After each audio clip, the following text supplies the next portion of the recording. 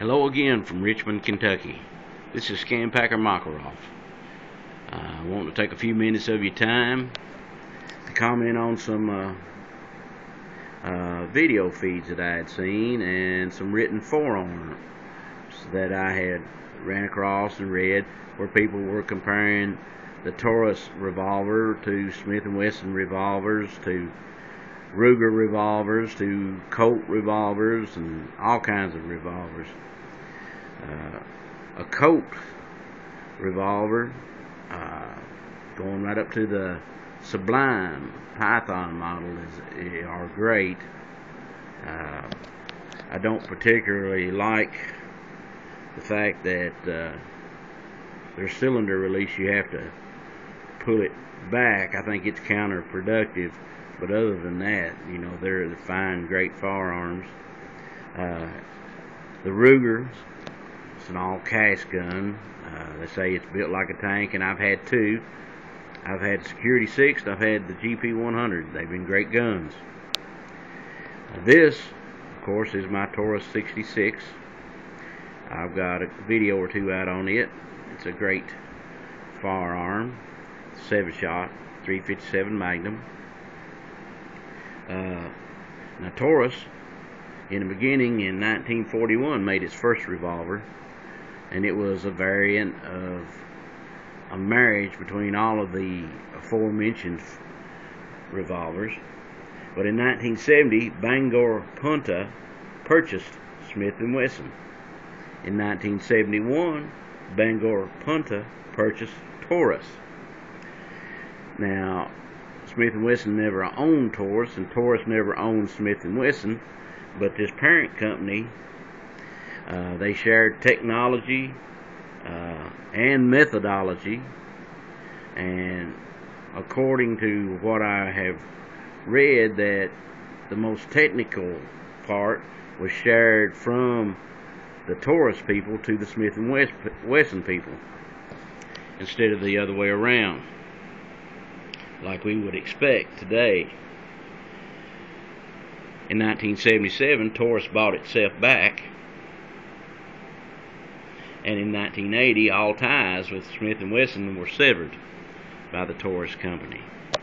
But now you can look at this and you can see the similarities between it and a 66 and a 686. It's a 7-shot revolver. It's got the 3-point lockup. You got right here with the lockup. Then of course you got right there the lockup right underneath my finger there. And then you have right there that little bright spot, a lockup. So it's a very well built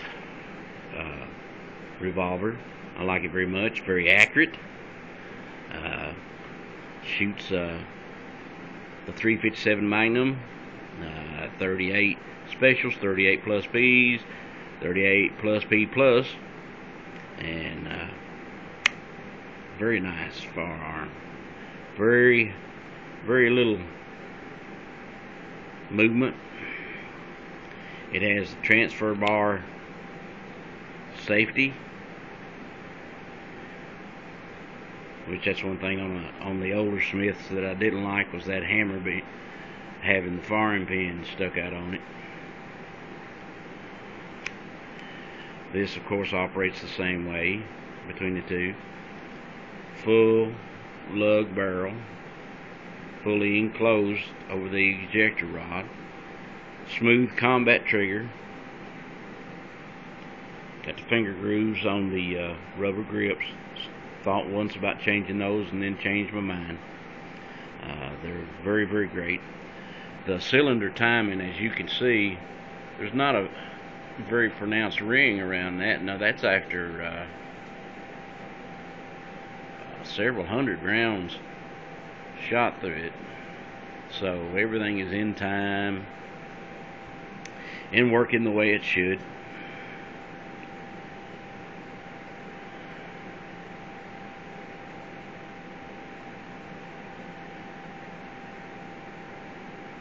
Now, these forums that I saw and that I read and that I listened to said that the Taurus wouldn't stand up like a Smith. Don't know about that. I've had several Smiths, and this one has outdone them. Every one I've had. I've had the, especially the Combat Masterpiece model number 1538 that I had. It got to where cocked the hammer back and wouldn't stay back. Do that number on you. This, of course, has that lock. The new Smiths have it right here. Taurus allowed them to use it. Got adjustable rear sights, windage and elevation. And then, of course, the front sights are ramped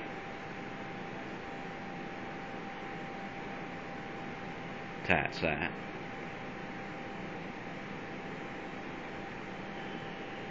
All in all, I would say, even though it's cheaper than a Smith, I'd say, you can buy a more expensive gun, but you can't buy a better gun. That's just my opinion from Kentucky. Thank you.